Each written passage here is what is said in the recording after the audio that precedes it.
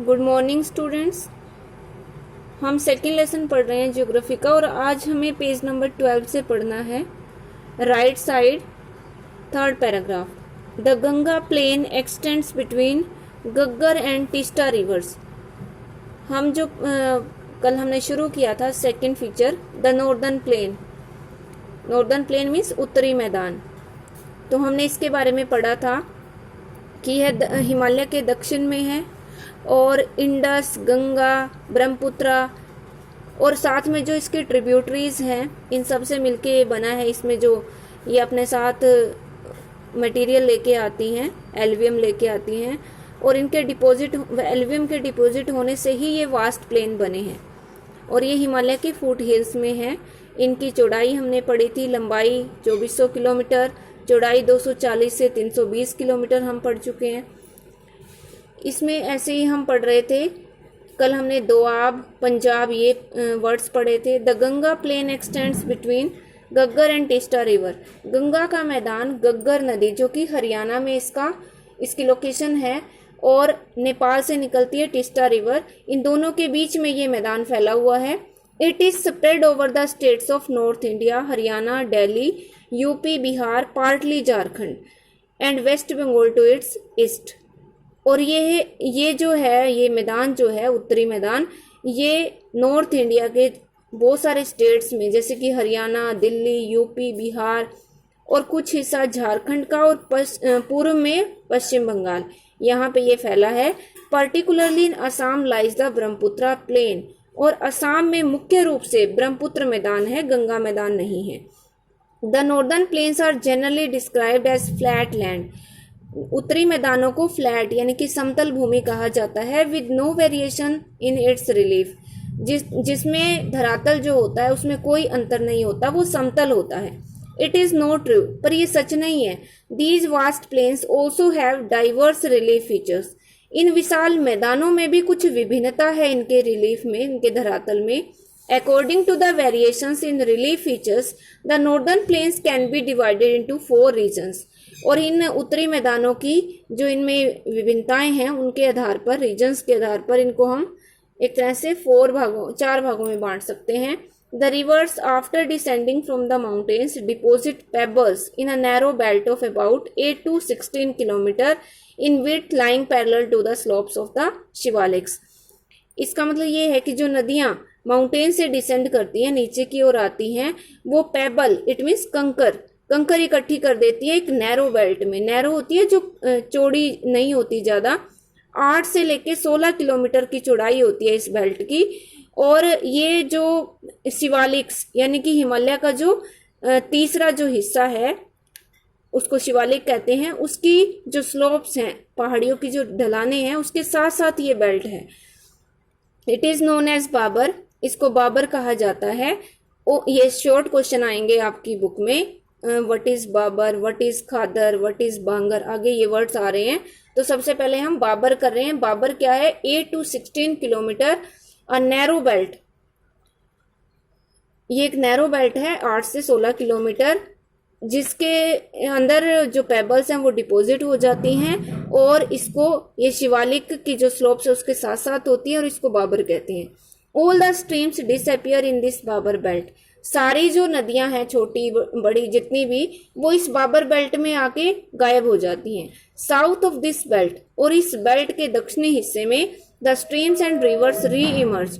ये जो नदियां हैं, छोटी नदियां या बड़ी नदियां, ये दोबारा से निकल आती हैं and create a wet swampy and marshy region. और एक नम, स्वैम्पी और मार्सी होता है दलदली, नम और दलदली क्षेत्र बना देती है, नोन एज तराई। और इस रीजन को, इस क्षेत्र को तराई कहते हैं। This was a thickly forested region full of wild life. और ये जो क्षेत्र है ये जंगलों से भरा होता है और इसमें वाइल्ड लाइफ भी खूब होता है, यानी कि वन्य जीवन भी खूब होता है। The forest have been clear to create agricultural land and to settle migrants from Pakistan after partition. इसमें जो जंगल थे वो क्लियर कर दिए गए एग्रीकल्चर के लिए, कृषि के लिए, एंड टू सेटल माइग्रेंट्स। और जो पाकिस्तान से पार्टीशन के बाद जब देश का विभाजन हुआ था तो पाकिस्तान से जो माइग्रेंट्स आए थे, वहां से जो लोग भारत में आए थे, उनको सेटल करने के लिए इस यहाँ पे जंगल साफ कर दिए गए। Locate Dudhwa national park in this region. The largest part of the northern plain is formed of older alluvium. और इस नॉर्दर्न प्लेन का एक बहुत बड़ा हिस्सा जो पुरानी एल्वियम है उससे बना हुआ है। They lie above the flood plains of the rivers and present a terrace like feature. ये जो एक तरह से लार्जेस्ट पार्ट है नॉर्दर्न प्लेन का जो एल्वियम से बना है, ये बाढ़ के मैदानों से, जो नदियों के बाढ़ के मैदान है, जहाँ नदियां हैं वहाँ बाढ़ ज्यादा आती है, तो उन बाढ़ के मैदानों से ये ऊपर स्थित है और ये एक टेरेस यानी कि एक वेदिका बना देता है। This part is known as bangar. इस पार्ट को बांगर कहते हैं। ये भी क्वेश्चन बड़ा इंपॉर्टेंट है। The soil in this region contains calcareous deposits locally known as kankar. और इस मिट्टी के अंदर कुछ ऐसे डिपॉजिट्स होते हैं जिनको कंकर कहते हैं। The newer younger deposits of the flood plains are called khadar. अब एक और नया नाम आया है, खादर किसको कहते हैं? न्यूअर मीन्स नई, यंगर मीन्स नई बनी हुई। एक तरह से नए बने हुए जो डिपॉजिट हैं, नया बना हुआ जो मटेरियल है वो जमा होता है, तो वो जो नए तरीके से जमा होता रहता है फ्लड से, बाढ़ से, आर कोल्ड खादर, उसको खादर कहते हैं। They are renewed almost every year. और वो हर साल, जैसे नदियां बाढ़ आ जाती है नदियों के पानी की वजह से, और वो पानी के साथ बहुत सारी मिट्टी, कंकड़, जो भी मटेरियल लेके आती है वो इन मैदानों में जमा कर देती है। तो जिस हिस्से पर वो इसको डिपॉजिट करती है उसको खादर कहते हैं। They are renewed almost every year. वो हर साल रिन्यू होते रहते हैं, हर साल बाढ़ आती है और हर साल उनका जमाव होता रहता है। एंड आर सो फर्टाइल दस आइडियल फॉर इंटेंसिव एग्रीकल्चर। और वो इतने फर्टाइल होते हैं, उपजाऊ होते हैं कि वो इंटेंसिव मीन्स गहन कृषि, जिसमें ज़्यादा से ज़्यादा एग्रीकल्चर होती है, उसके लिए ये बहुत सही है। उसके बाद है next feature the peninsular plateau, प्रायद्वीपीय पठार। द पेनिनसुलर वर्ड का मीनिंग है a land which is surrounded by water from 3 sides. तो ये पेनिनसुलर प्लेट्यू इसको कहा जाता है। Is a table land composed of old crystalline, igneous and metamorphic rocks. Peninsular plateau जो है वो एक टेबल की तरह है, एक मेज की तरह है, टेबल लैंड इसको कहा जाता है। और ये क्रिस्टलीय, इग्नियस और मेटामॉर्फिक रॉक से बना हुआ है। It was formed due to the breaking and drifting of the Gondwana. और इसके बनने का एक कारण और है, यह है गोंडवाना जो लैंड था प्राचीन, तो उसके टूटने से और उसके ड्रिफ्ट मीन्स जैसे वो पीछे हट गया था नॉर्थ की तरफ, उससे बना है। एंड दस making it a part of the oldest land mass. और इस प्रकार यह जो प्राचीनतम गोंडवाना था उसका एक ओल्डेस्ट पार्ट है। The plateau has broad and shallow valleys. इस प्लेट्यू में, इस पठार में चौड़ी और शैलो मतलब कम गहराई वाली घाटियां हैं, एंड राउंडेड हिल्स। और जो पहाड़ियां हैं वो तीखी नहीं है उनकी स्लोप, बल्कि वो राउंड है, ऊपर से राउंडेड है। This plateau consist of 2 broad divisions. इसमें 2 डिवीजन यानी कि 2 पार्ट शामिल हैं, namely the central highland and the Deccan plateau. एक है सेंट्रल हाईलैंड और दूसरा है Deccan plateau. lying to the north, the part of the peninsular plateau lying to the north of the Narmada river covering a major area of Malwa plateau is known as the central highland। वो part पहले peninsular plateau का जो कि नर्मदा के north में है, उत्तर में है, covering a major area of Malwa plateau, जिसमें मालवा प्लेट्यू का एरिया भी कवर हो जाता है, वो सेंट्रल हाईलैंड के नाम से जाना जाता है। आप मैप में देख सकते हो, यहाँ पेज नंबर शायद 11 पे या 10-11 पे एक मैप है, उसको आप देख सकते हो इसके लिए। The Vindhya range is bounded by the central highlands on the south. और इसके दक्षिण में सेंट्रल हाईलैंड्स यानी कि एक विंध्या रेंज जो है वो इसके साउथ में है सेंट्रल हाईलैंड के। And the Aravalli on the north west. और उत्तर पश्चिम की तरफ अरावली पर्वत है जो राजस्थान में स्थित है। The further westward extension gradually merges with the sandy and rocky desert of Rajasthan. और अगर हम पश्चिम की तरफ बढ़ते हैं तो यह राजस्थान के रेतीले और रोकी चट्टानों वाले डेजर्ट में मिल जाता है। The flow of the rivers draining this region namely Chambal, the Sindh, the Betwa and Ken is from south west to north west. और इसकी जो नदियां हैं जो इस एरिया में बहती हैं, the flow of the rivers draining this region, इस एरिया में जो नदियां बहती हैं जैसे कि चंबल, सिंध, बेतवा और केन, वो साउथ वेस्ट यानी कि दक्षिण पश्चिम से लेके नॉर्थ ईस्ट की तरफ बहती है, उत्तर पूर्व की तरफ बहती हैं। दस इंडिकेटिंग द स्लोप, और इस प्रकार वो एक ढलान बना देती है, एक ढलान दिखाती हैं। The central highlands are wider in the west, और जो सेंट्रल हाईलैंड है वो एक तरह से वेस्ट में, पश्चिम में चौड़ा है, but narrower in the east, पर पूर्व में वो नैरो है यानी कि ज्यादा चौड़ा नहीं है। The eastward extensions of this plateau are locally known as the Bundelkhand and Baghelkhand, और पूर्व की तरफ जो इसका विस्तार है इस प्लेट्यू का, वो वहां पे स्थानीय नामों से जाना जाता है, जिसका नाम उन्होंने रखा हुआ है बुंदेलखंड एंड बघेलखंड। द छोटा Nagpur plateau marks the further eastward extension drained by the Damodar river, और जो छोटा नागपुर प्लेट्यू है एक तरह से वो ईस्ट की तरफ भी उसका विस्तार है, और यहाँ पे दामोदर नदी बहती है। The Deccan plateau is a triangular landmarks that lies to the south of river Narmada. Deccan का जो पठार है वो ट्रायंगुलर है शेप में, त्रिभुज आकार का है। Lies to the south of the river Narmada, और यह नर्मदा नदी के दक्षिण में स्थित है। The Satpura range flanks its broad base in the north while the Mahadev, Kaimur hills and Maikal range from its eastern extensions. जो सतपुड़ा रेंज है, सतपुड़ा पर्वत श्रृंखला, वो एक तरह से एक ब्रॉड बेस बना देती है, एक चौड़ा आधार बना देती है नॉर्थ में, जबकि महादेव, कैमूर पहाड़ियाँ और मैकाल जो पर्वत श्रृंखलाएं हैं, पहाड़ी की श्रृंखलाएं हैं, वो फॉर्म इट्स ईस्टर्न एक्सटेंशन, वो इसका पूर्वी विस्तार बनाती है, यानी कि ये पूर्व की तरफ फैली हुई है। Locate these hills and ranges in the physical map of India. The Deccan plateau is higher in the west, पश्चिम में जो दक्कन प्लेट्यू है वो ऊंचाई वाला है, एंड स्लोप्स जेंटली ईस्टवर्ड, और जबकि पूर्व की तरफ इसकी जो ढलानें हैं वो कम है। An extension of the plateau is also visible in the north east locally known as Meghalaya, Karbi Anglong plateau and north Cachar hills. और नॉर्थ ईस्ट में भी, बिल्कुल उत्तर पूर्वी हिस्से में भी एक और इसका एक पार्ट, यानी कि थोड़ा वहां पे भी इसका एक पार्ट है, जिसको इसकी एक एक्सटेंशन है जिसको वहां स्थानीय नामों से जाना जाता है, जैसे कि मेघालय और कर्बी एंगलोंग प्लेट्यू या फिर नॉर्थ चाचर पहाड़ी। It is separated by a fold from the छोटा नागपुर प्लेट्यू, छोटा नागपुर प्लेट्यू से ये किसी फोल्ड के कारण अलग हो गया था। 3 prominent hill ranges from the west to east are the Garo, the Khasi and the Jantia hills। और ये जो वहाँ पे एक प्लेट्यू है मेघालय में, इसका पार्ट है जो वहाँ, इसकी 3 मेन रेंजेस हैं, द गारो, खासी और जंतिया। ये 3 हिल्स हैं, 3 पहाड़ियाँ हैं।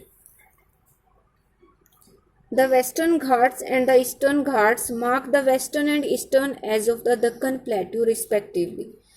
और जो पश्चिमी घाट और पूर्वी घाट हैं, एक तरह से वो दक्षिण भारत का जो पश्चिमी हिस्सा है और जो पूर्वी किनारा, पश्चिमी और पूर्वी किनारे हैं, उनको वो रिस्पेक्टिवली मीन्स जैसे वेस्टर्न घाट वेस्टर्न एज को और ईस्टर्न घाट ईस्टर्न एज को एक तरह से मार्क करता है। या हम ये कह सकते हैं कि पूर्वी हिस्से की तरफ ईस्टर्न घाट है और पश्चिमी हिस्से की तरफ वेस्टर्न घाट है। Western Ghats lie parallel to the western coast, जो पश्चिमी किनारा है, कोस्ट है, समुद्र का किनारा, वहाँ पे पश्चिमी घाट स्थित है, उसके बिल्कुल पैरेलल यानी कि समानांतर। दे आर कॉन्टिन्यूअस, वे कॉन्टिन्यूअस है, इट मीन्स कहीं भी बीच में ब्रेक नहीं है, लगातार माउंटेन्स हैं। And can be cross through passes only, और जो दर्रे पासिस आते हैं उन्हीं में से हम क्रॉस कर सकते हैं। लोकेट द थाल, भोर एंड पाल घाट, ये तीनों घाट जो हैं वो इसी वेस्टर्न घाट में स्थित हैं in the physical map of India.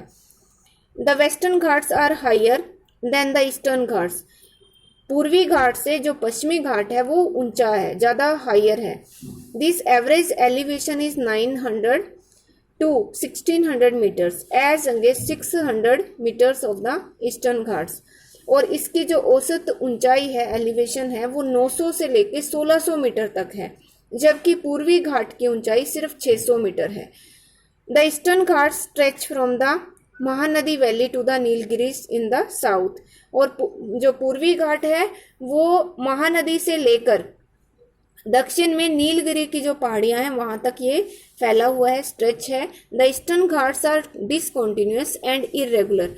पूर्वी घाट जो है वो कॉन्टिन्यूअस नहीं है, यानी कि बीच में समतल लैंड भी आ जाता है, और ये इरेगुलर है, अनियमित है। And dissected by rivers draining into the Bay of Bengal. Bengal की खाड़ी में गिरने वाली जो नदियां हैं उनके द्वारा ये कट इसमें लगा दिए जाते हैं। The Western Ghats coast orographic rain. पश्चिमी घाट में पर्वतीय वर्षा होती है। By facing the rain bearing most winds to rise along the western slopes of the Ghats. और ये किस कारण से होती है? नमी से भरी हुई जो हवाएं हैं वो इन पर्वतों से टकराकर, वेस्टर्न स्लोप से टकराकर ऊपर उठती हैं, राइज होती हैं, जिसकी वजह से यहाँ पे फिर बारिश आती है। The Western Ghats are known by different local names. पश्चिमी घाट बहुत सारे स्थानीय नामों से पुकारा जाता है। The height of the Western Ghats progressively increases from north to south. उत्तर से दक्षिण की तरफ इनकी जो हाइट है वेस्टर्न घाट की वो ऊंची बढ़ती जाती है। The highest peaks include the Anaimudi. इसमें सबसे ऊंची जो चोटी है वो अनाईमुदी है, जिसकी ऊंचाई 2695 मीटर है। एंड द डोडा बेटा, और इसके बाद दूसरे नंबर पे डोडा बेटा, जिसकी ऊंचाई 2637 मीटर है। महेंद्रगिरी, जिसकी ऊंचाई 1501 मीटर है, is the highest peak in the Eastern Ghat. वो पूर्वी घाट की सबसे ऊंची चोटी है। Shevaroy hills and the Javadi hills are located to the south east of the Eastern Ghat. और दो तरह की जैसे हिल्स हैं, एक सेवरोय और दूसरी है जवादी। ये साउथ ईस्ट यानी कि दक्षिण पूर्व में मौजूद हैं ईस्टर्न घाट के। Locate the famous hill station of Udagamandalam, popularly known as Ooty, and the Kodaikanal. ये उड़गामंडलम, जिसको ऊटी कहते हैं, और कड़ाई कनाल, इन दोनों को आपको एक तरह से फेमस हिल स्टेशन है ये, इनको आपको इनके स्थानों को देखना है कि ये कहाँ पे है। One of the distinct feature of the peninsular plateau is the black soil area known as Deccan trap. और एक बहुत ही अलग विशेषता है इस पेनिनसुलर प्लेट्यू की, और वो है इसकी काली मिट्टी, ब्लैक सोइल, जिस एरिया में ये पाई जाती है उसको दक्कन ट्रैप कहा जाता है। This is of volcanic origin. इसका जो उद्भव है, इसका जो उदय है, जन्म है, वो वोल्केनिक है। वोल्केनो से, ज्वालामुखी से ये उत्पन्न हुई है। Hence the rocks are igneous, जबकि इसकी जो चट्टानें हैं वो इग्नियस हैं। Actually these rocks have denuded over time, और समय के साथ साथ ये जो रॉक्स हैं वो टूट गई, and are responsible for the formation of black soil, और फिर वो उससे काली मिट्टी बन गई इन चट्टानों के टूटने से। The Aravalli hills lie on the western and north western margins of the peninsular plateau. इस पेनिनसुलर प्लेट्यू के पश्चिम या फिर उत्तर पश्चिमी किनारे पर ये जो राजस्थान का मरुस्थल है वो स्थित है। These are highly eroded hills. यहाँ पे बहुत ज्यादा इरोडेड मीन्स जो कटती रहती हैं, ऐसी पहाड़ियां हैं। And are found as broken hills, और इनको ब्रोकन हिल्स भी कहते हैं, जो टूटती रहती हैं। They extend from Gujarat to Delhi. वो गुजरात से लेके दिल्ली तक फैली हुई हैं। In a south west north east direction, दक्षिण पश्चिम से लेके उत्तर पूर्व की तरफ, इस डायरेक्शन में ये फैली हुई हैं।